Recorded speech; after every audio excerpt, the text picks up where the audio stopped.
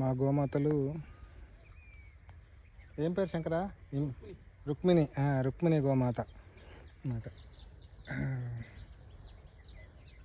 Napier గ్రాస్ని తింటూ enjoy చేస్తుంది. ఇట్లేమో సంధ్యా సమయం అవుతుంది, సన్సెట్. ఇక్కడేమో ఈ ఫిష్ పాండ్ వేసాము, దీంట్లో కొన్ని ఫిషెస్ ఉన్నాయి, ఇవి తీసేస్తాం. ఇక్కడ నీళ్ళు ఎట్టేస్తున్నావు? ఎందులోకి వేస్తున్నావు? అంటే నైట్రోజన్ ఫిక్సింగ్ చేయాలనుకుంటే ఇది ఒక ప్రాసెస్. అంటే ఇదివరకు మేము ఒకసారి ఇది ఫిష్ పాండ్ పెట్టుకున్నాము. అంటే ఫిష్లో వచ్చిన వేస్టేజ్ వచ్చేసి ఈ నీళ్ళలో కలుస్తుంది అనమాట. మనకి ఇక్కడ రెండు రకాలుగా ఉపయోగం. అంటే ఒకటి ఏంటంటే ఓపెన్ వెల్ పద్ధతిలో మనం ఈ వాటర్ని బోర్వెల్ నుంచి డైరెక్ట్గా ఇందులో అంటే ఫామ్ పాండ్ లాగా స్టోర్ చేసుకొని ఈ నీళ్ళని పొలంలోకి వాడుకోవచ్చు. అట్లనే ఇట్లా ఓపెన్గా ఉంటుంది కాబట్టి ఏదన్నా మనకు మినరల్స్ అంటే బోర్లో డైరెక్ట్గా వాడకూడదు అంటారు నీళ్ళు. అంటే బోర్వెల్లో కొంచెం డెప్త్గా ఉండడం వల్ల మినరల్స్ బ్యాలెన్సింగ్ కరెక్ట్గా ఉండకపోవచ్చు అని అంటారు.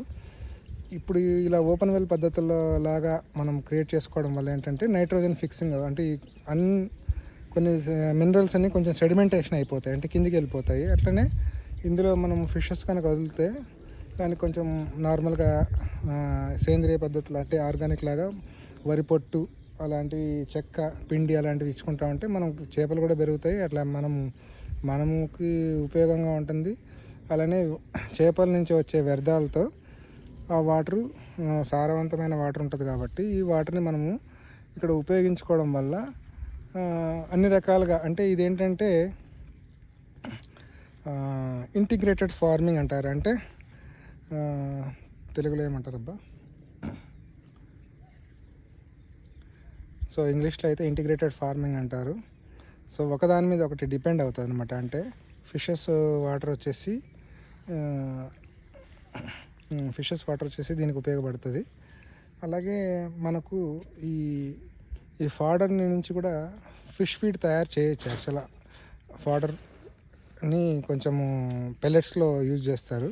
అంటే డిఫరెంట్ మిగతా కొన్ని ఇంగ్రీడియంట్స్ కూడా యూజ్ చేసి అంటే మొక్కజొన్న అలాంటివి కూడా యూజ్ చేసి పెల్లెట్స్ తయారు చేస్తారు, ఫిష్ పెల్లెట్స్. సో వాటిని యూజ్ చేసి దీన్ని వీటికి ఇస్తారు. అంటే దీన్ని గుర్తొచ్చింది నాకు, సమీకృత వ్యవసాయం అంటారు దీన్ని.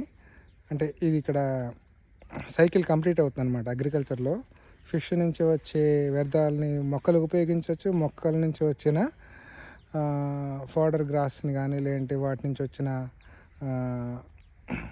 వచ్చిన ఆకుల్ని మనం కన్వర్ట్ చేసి ఫీడ్ లాగా తయారు చేసి ఫిషెస్కి ఇవ్వచ్చు. ఇదే ఫుడ్ సైకిల్ అనమాట.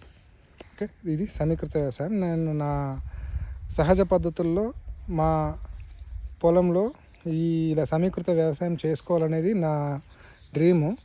సో ఫ్యూచర్లో ఈ ఫీడ్ పెల్లెట్స్ కూడా తయారు చేసుకున్న చిన్న మిషనరీ ఉంటుంది, అరౌండ్ 25,000-30,000 అలా ఉంటుంది అనుకుంటున్నాను. అది తీసుకొచ్చుకొని వీటిని కూడా పెల్లెట్స్ కింద కన్వర్ట్ చేసి యూజ్ చేసుకుంటాము. అంటే మనకు అలాగే అంటే గోట్ ఫార్మింగ్ కూడా అలాంటి వాటికి కూడా యూజ్ చేస్తారు. తర్వాత కౌ ఫీడ్ కూడా యూజ్ చేయొచ్చు. పెల్లెట్స్ అనేది డిఫరెంట్ అంటే దానా అంటారు కదా, మన మినరల్ మిక్సర్ అంటారు కదా, అవన్నీ వీటి నుంచి వచ్చిన అంటే వీటి నుంచి అంటే ఇట్లా పశుగ్రాసం నుంచి, తర్వాత మునగాకు, అవిసాకు, వీటన్నిటిని మిక్స్ చేసుకొని వచ్చే తర్వాత కొన్ని పప్పు జాతి గింజలు, వాటిని అన్నిటిని మిక్స్ చేస్తేనే మనకు వచ్చేది దానా అనమాట. అంటే కొన్ని మినరల్ మిక్సర్ అంటారు.